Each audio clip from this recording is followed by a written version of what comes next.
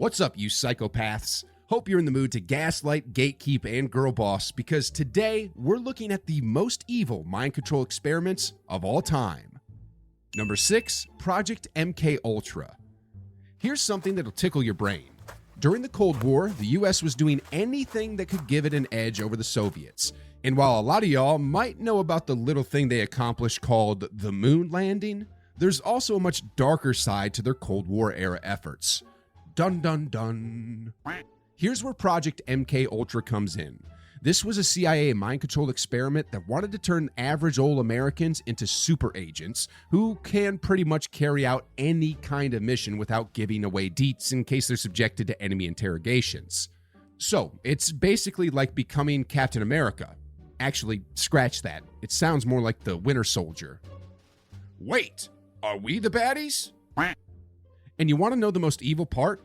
The testing for this little project was done on unsuspecting American and Canadian citizens. They were slipped psychedelic drugs like LSD and PCP, and even subjected to some straight-up illegal methods of control like hypnosis, and possibly even chemical and biological agents. But after a massive $20 million and 20 years down the drain, it doesn't look like the CIA accomplished much. Or maybe they're just controlling all of our brains to think that. Probably not, right? Ha ha. Here's the scary thing though.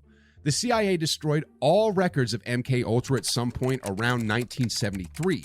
So, either they screwed up so bad they had to scrub all the evidence clean, or they actually succeeded and couldn't let anyone else find out about it. And honestly, at this point, I don't know which is worse. Number 5, Project Artichoke. From the name, you'd think this was a football mom's quirky little gardening project, but it's a lot more sinister. It involves our good friends over at the CIA, again, and in a lot of ways is the study that eventually led to what became Project MK Ultra.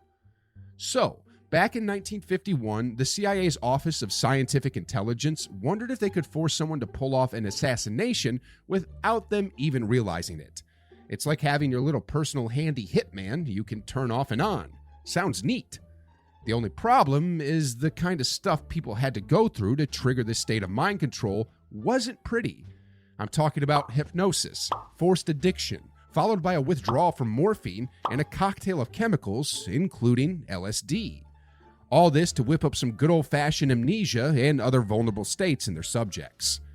Agents dosed unsuspecting subjects, leading to completely scrambled brains, with one poor soul reportedly kept on LSD for a mind-bending 77 days. That's one long, strange trip, that's for sure. Plus, they didn't just conduct all of these wacky experiments in-house. Oh no, they shipped some of this hypnosis overseas to places like Europe, Japan, Southeast Asia, and the Philippines, with teams tasked to, quote, conduct operational experiments utilizing aliens as subjects, end quote. Which basically translates to pump them up with LSD and watch them go nuts. And the CIA didn't stop at drugs and hypnosis. They also dabbled in biological warfare, exploring dengue fever and other incapacitating diseases.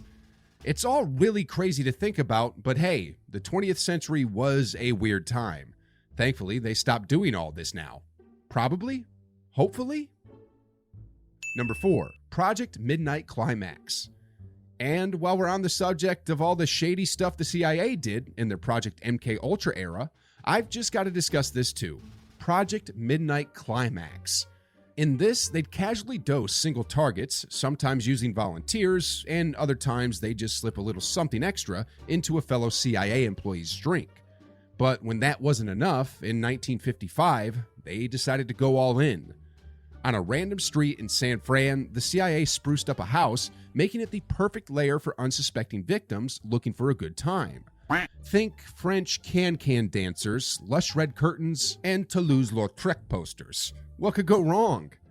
But behind all this glitz and glamour, the whole room was dripped out with bugging equipment, a one-way mirror, and a Berkeley engineering student on the other side watching your every move. Doesn't sound so good anymore, does it? Or maybe it does for some of you. Wink, wink. The plan? Prostitutes would lure unsuspecting Johns into this trap straight out of the Saw movies, dose them with LSD, and then one of the researchers would sit back and watch the chaos unfold. The sex workers got a little cash and a promise that the CIA would pull some strings if they ever got into legal trouble. Because morals and ethics? Why care about those when you can get some easy cash and legal immunity? Now, these safe houses initially started out just to study the effects of LSD, more importantly, learning about how it can help control one's mind. You know, loosening their tongue up so that when you want to interrogate someone, they're more likely to spill out all those nifty little state secrets they're hiding. The, geniuses behind this little project also thought long and hard about how to train prostitutes and what would be the best time to extract information from their victims, before or after they've done the deed. And fun fact, it was after. Is that so surprising? Dudes will say anything post-coitus, won't they? But surely, George Hunter White, the researcher behind all this insanity, had a good reason to do all this, right? He wanted to help progress science and help unlock... Oh, wait. What'd he say again? I toiled wholeheartedly in the vineyards because it was fun, fun, fun. Oh, okay. So he was just insane. That's cool. Number 3, Korean mind control experiments. Nothing that starts with North Korea tends to have a positive ending. So you best believe this next set of experiments is going to be straight up horrifying, which probably means you degenerates will end up liking it. So here goes. During the Cold War, American prisoners of war stuck in Korea were subjected to some seriously brutal conditions. If you thought a winter in upstate New York was bad, try marching through the freezing mountains of Korea with barely any food or medical attention. All the while being under the stress of a possible execution. Because after all, executions were like a Monday morning treat for North Korea. Once these unfortunate souls reached the permanent POW camps along the Yalu River, they were greeted with a brand new kind of nightmare: communist indoctrination. Bruh. Nothing says fun like being forced to listen to endless propaganda while trying to survive on meager rations. But here's the crazy thing. After the war ended, about 21 of these American POWs decided they'd rather stay with their captors. They were all like, "The land of the free? Miss me with that, chief. Glory to communism." Even the ones that did come back weren't exactly given a hero's welcome. You see, when folks heard so many of these soldiers decided to stay in Korea, there were concerns about whether all that propaganda actually worked, completely brainwashing these dudes and turning them into communist sleeper agents. Military officials and journalists were ready to believe that these soldiers had turned into red-blooded traitors, just waiting to go all nuts at the first sign of an American flag. And it wasn't just one or two conspiracy theorists going at this too. It sparked a nationwide debate with folks wondering whether American society was doing enough to prepare the next generation for the Cold War. Number 2, psychic driving experiments. Driving cars with your brain? Okay, I'd love to sign up for that. Except there are no cars involved in this weird experiment from the 1950s. So, what is it all about? Well, let's start with Donald Ewan Cameron, who loved trying out his crazy little ideas on people.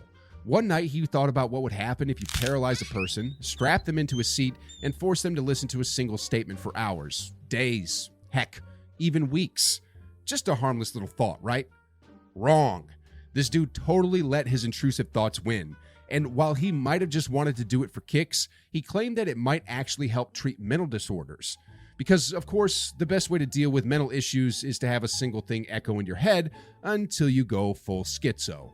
Cameron also took part in de-patterning treatments, which is basically the Ultra Pro Max version of his psychic driving experiments. This involved enough electroconvulsive therapy and LSD to obliterate the patient's personality so thoroughly that a new one could be built from scratch. Hey, I hate K-pop stans as much as the next guy, but this seems a little overboard, don't you think? Unsurprisingly, these de-patterning sessions were something straight out of a horror movie.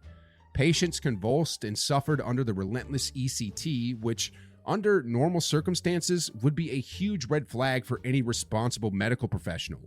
But this wasn't normal circumstances, and definitely not a responsible medical professional. Of course, the second the CIA learned this was an unhinged, unprofessional dude with a penchant for psychic torture, they came knocking with a proposal, which was basically, how about you continue carrying out your crazy shit, but cut us in on the kooky pie? Now, the bizarre part is that while Cameron sounds completely insane for even suggesting, let alone carrying out his experiments, the thing is, in the medical world, he was considered completely sane. The dude even evaluated the mental fitness of the accused at the Nuremberg trials. Ironically, these trials showed the horrors of unethical research practices. Irony, thou art a total B-word. By the time the CIA shenanigans came to light during a 1977 Senate hearing, the psychiatric community had largely abandoned these nightmarish techniques.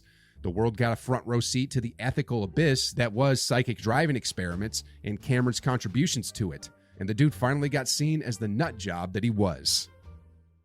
Number 1, the God Helmet. Don't let the name fool you. This thing is the work of the devil, if anything.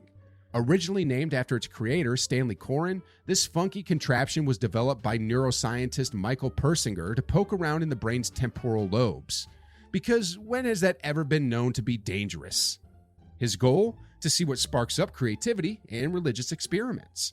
Now, turns out, once you go poking around someone's brain, things tend to get weird for them. Really weird.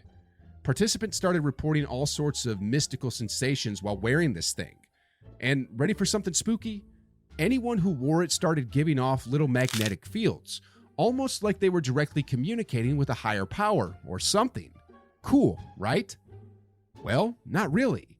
Turns out the magnetic fields this thing gave out were super tiny. I'm talking weaker than your average fridge magnet. So, unless you were talking to a refrigerated serving of the flying spaghetti monster, it's unlikely anything truly supernatural was going on here. But that didn't stop Persinger from labeling these fields as complex. Sure, bro. Now, I'm not sure if people actually bought into the hype, but some participants actually claimed they felt a presence with them when they wore the thing. But over the years, skeptics and critics have given the thing a go, and well, their reviews have been mixed to say the least. Some just said it made them dizzy, but Persinger didn't let that bother him. According to him, about 80 of his patients felt some sort of entity when they wore the thing. Was it ghosts, angels, or straight up God? Or was it just Persinger evilly tricking his poor little guinea pigs into believing something that wasn't even there? Who knows? Anyway, if you want to see other crazy stuff like this, check this video out. Also, I'm totally controlling your mind right now, and I'm telling you to subscribe. Subscribe! Subscribe! So do it. Bye.